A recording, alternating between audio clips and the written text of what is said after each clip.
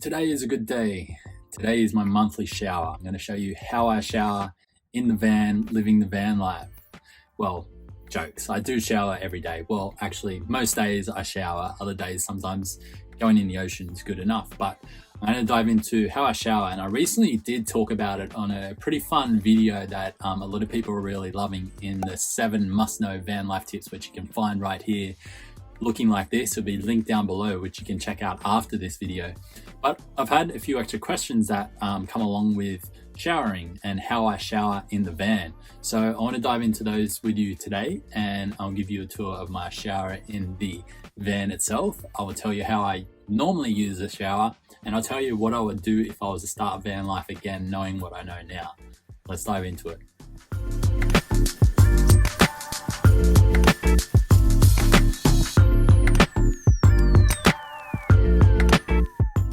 So first, you can actually see the shower in there behind me right now. I've got my composting toilet in there as well. But mostly, as you can see, it's used just to store my surfboard. So let me get the surfboards out and we can continue.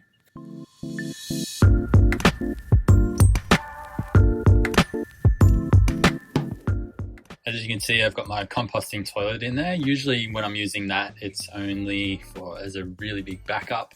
Usually I'm only using it for liquids, very rarely for solids, which means I only need to clean out that front there. But when I'm using the shower, the toilet comes right out, it just fits through the door and it comes out. So I've got more room to stand up in there. Also, so it doesn't fill up the little catchment down there with water, and then I'd have to tip it out with water anyway, so there's no point. I've got my second foamy surfboard in there and a hook up the top where I can actually put my towel to dry. So here's the shower on this side. It gets pumped directly from an 80-litre tank in the back, and I do have a hot water system. However, I've never actually used it.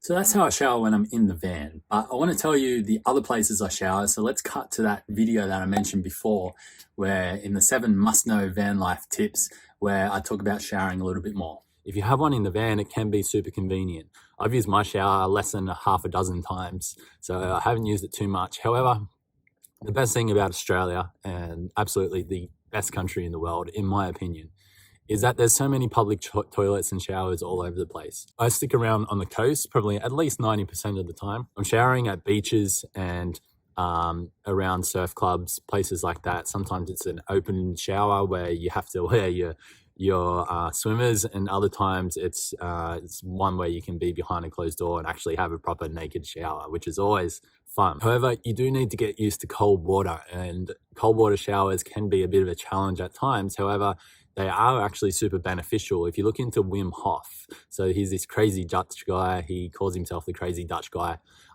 where he is big on cold exposure and cold immersion, and that's something I've been diving into a lot this year to not only help me having showers, but because of the health benefits that go alongside that. So I'd encourage you to check that out if it is of interest. Now I want to talk about what I would do if I was to start van life again and build a van from scratch. Would I have the shower? Wouldn't I? I've talked about this a little bit before in the past. However, I think I have a new perspective and I want to share that with you. So right now, as you can see, I've got the kitchen on that side, a bench on this side. Works okay. Shower's right here, which you've already seen. Works okay right now. However, I would change the layout to be quite different in the next van. So instead of having a shower, I'd actually get rid of the shower and the inbuilt shower inside, and I'd have an outdoor one. So if you can imagine this for a moment, having a bench and a sink that came out and stuck just past the door right here. So right there in this area, the sink is just past the door where you've got your tap that can be inside for when you're using the sink. But if you turn the tap around and if you have a nice big nozzle on that tap, then you can actually point the tap outside. That's exactly what I'd do, because you can just shower outside, whether in a remote place where no one's going to be. You can get naked outside. Nothing better than having an outdoor naked shower. But you could also just be, in your swimmers and doing that. Obviously, you need to be thinking about where you're parking. You probably can't do it in a car park and just putting the water everywhere. But that's exactly what I'd do, because I'd find a different way to store my surfboards, whether it's like, lifting up the floor a little bit at the back so I can push my surfboards in at the back, or putting them on the wall or the roof or something like that. I think that would be a way more effective way to go about showering. And for the other reason is because I just don't use hot water anymore. And even when I was staying in an Airbnb last month, I was still having cold showers. There's so many benefits to having cold showers. And I would encourage you to check out Wim Hof and learn his breathing exercises. To give you a really quick rundown, it's so simple, but by breathing through your body and illuminating your body and putting more oxygen into the cells, it's a weird thing, but your body starts to crave cold water. So you can then withstand cold showers, whether that's outdoors, whether it's directly from your tank. It's all totally cool. So I encourage you to go check out those breathings, but the breathing is simply as easy as this. So nice deep breath in.